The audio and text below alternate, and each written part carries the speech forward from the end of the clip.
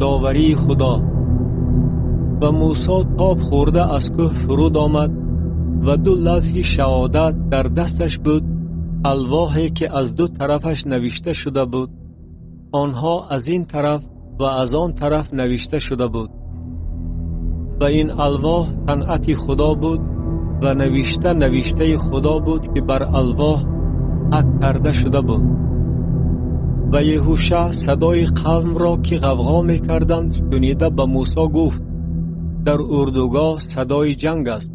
ولی او گفت: این صدای غلغله‌دار غلبه نیست و صدای دلخراش مغلوبیت نیست، بلکه صدای وجد را من می‌شنوم.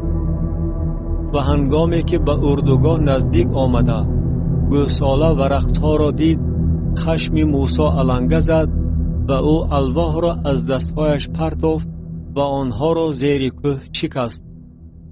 و گوساله را که ساخته بودند گرفته در آتش سوزانید و کوفته خاکه گردانید و بر روی آب پاشیده بنی اسرائیل را نوشانید.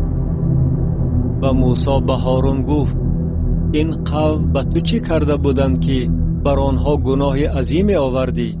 و هارون گفت: بگذار خشم آقایم علنگه نزند. تو این قوم را میشناسی که به بدکاری آموخته شدند و آنها به من گفتند: برای ما خدای بساز تا که پیشا پیش ما روانه شود، زیرا که این شخص یعنی موسی که ما را از زمین مصر بیرون آورد نمیدانیم که به وی چه حادثه روی داده است. و من به آنها گفتم: هر کی طلا دارد بکشد. و به من دادند و آن را در آتش انداختم و این گوساله برآمد. و موسی این قوم را دید که لجام گسیخته شدند، زیرا که هارون آنها را به درجه لجام گسیختگی رسانیده بود، به درجه که پیش بدخواهانشان رسوا خواهند شد. و موسی نزد دروازه اردوگاه ایستاده گفت: هر کی به طرف خداوند باشد نزد من آید. و همه پسران لیوی نزد او جمع شدند. و او به آنها گفت: خداوند خدای اسرائیل چنین میگوید: هر یک شمشیر خود را بر ران خود بمانید، در اردوگاه از این دروازه تا آن دروازه گذر کنید و برگردید به هر یک برادر خود را و هر یک یار خود را و هر یک خویش خود را بکشید. و پسران لیوی موافق امر موسی عمل کردند و از قوم تقریباً 3000 نفر فرو غلطیدند. و موسی گفت: امروز شما دستهای خود را برای خداوند تقدیس نمودید، زیرا که هر یک به پسر خود و به برادر خود تعدی کردید تا که امروز سزاوار برکت او گردید. موسی قوم را از گناهشان توبه داده برای آنها شفاعت می نماید.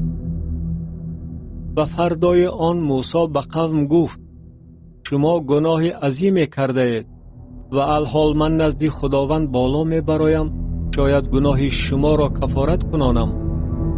و موسی نزد خداوند برگشته گفت: آه، این قوم گناه عظیمی کرده، خدای طلای برای خود ساختند. و الحال خوب می شود که تو گناه آنها را بیامرزی، وگرنه مرا از کتاب خود که نوشته محو نما.